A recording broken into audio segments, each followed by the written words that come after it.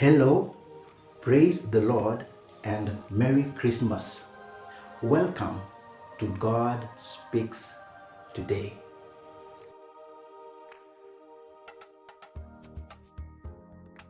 The three wise men, looking for the one who was born the King of the Jews, went to Herod's palace.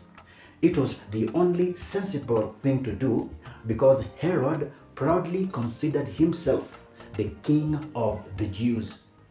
Herod was also referred to as the Great because of a number of life achievements.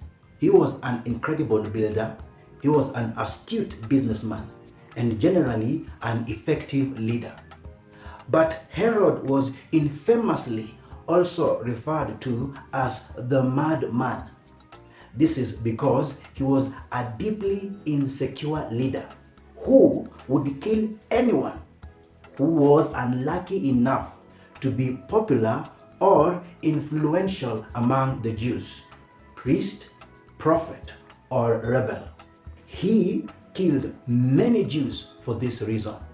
He also killed one of his wives and several of his children, one of whom was hardly a year old because of this insecurity. Augustus, the emperor of Rome at the time, is recorded to have remarked that it was better to be a pig in Herod's house than to be his son. It is this insecurity, therefore, that drove him to kill all the boys in Bethlehem and its vicinity, all who are 2 years old and under, in accordance to the time he had learned from the wise men. Herod's palace might have been impressive, but there was always a cloud of fear and uncertainty because no one could tell whether she or he was next on Herod's chopping board. The three wise men, however, went on their way, following the star until they came to the house where Joseph, Mary, and their baby Jesus were. At this time, Jesus was almost 2 years. The Bible refers to him at this time not as a baby or an infant, but as a child. Joseph and Mary had come for the census decreed by Caesar Augustus. They must have remained in Bethlehem after this census, most likely to raise enough money for their journey back home. They were a poor family, accustomed to simplicity and humility, with little or nothing to show for themselves apart from their belief that their destiny was in God's hands. There is where the three wise men found him. There is where they worshipped him. And there is where they brought him their wonderful gifts. And it is there, of all places, that God was content to be as man.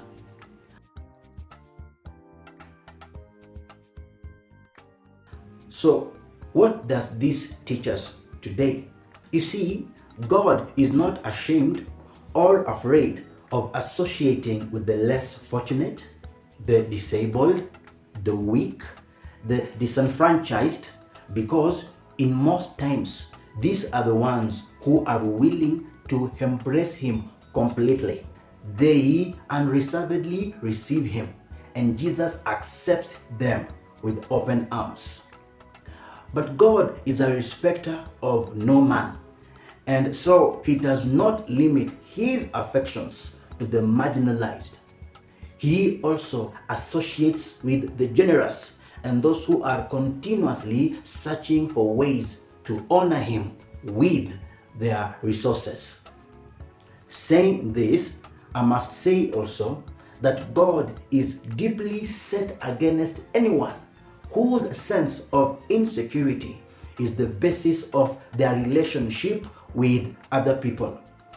God hates the proud, the jealous, the wrathful, and the bitter. This is therefore a Christmas invitation to all of you. Please consider what kind of person you ought to be this season. You do not need to celebrate it in envy over anyone because their Christmas looks expensive. You can bet that Jesus and his parents did not have new clothes, new shoes, with lots of eating and drinking, traveling, and general fun all at the same time. These things do not define what Christmas is truly about. Conversely, you could go about it like the three wise men, searching out the way to commemorate the birth of Jesus in the most meaningful of ways.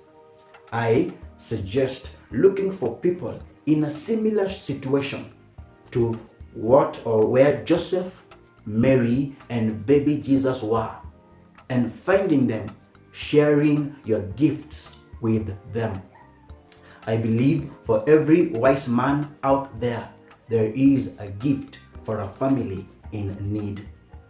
You could also be the kind of person who needs to change his or her attitude. This is a season, the right season, to let go of your anger and bitterness, especially towards people who have tried to make amends with you.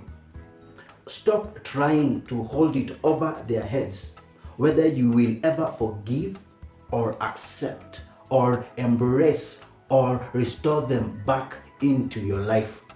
Let your Christmas gift to them this year be reconciliation and restoration. In all, let us share the Christmas cheer with all who truly need it. Special thanks to everyone who has sent their Christmas wishes to me and who have been so kind as to share their merriment with me, my colleagues, and family. From God Speaks Today, we wish you a Merry Christmas and a happy 2022. God bless you. Merry Christmas.